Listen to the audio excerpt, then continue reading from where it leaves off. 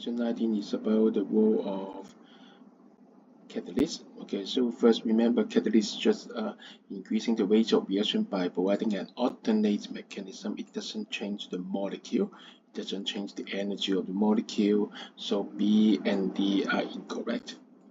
So how can it provide an alternate mechanism that has a lower energy requirement?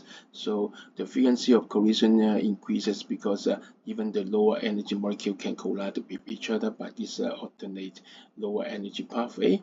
And of course, maybe it can provide, the catalyst can provide an easier orientation, more popular orientation for the molecules to collide together. So the proportion of molecules colliding in correct orientation also increases. So what is the answer?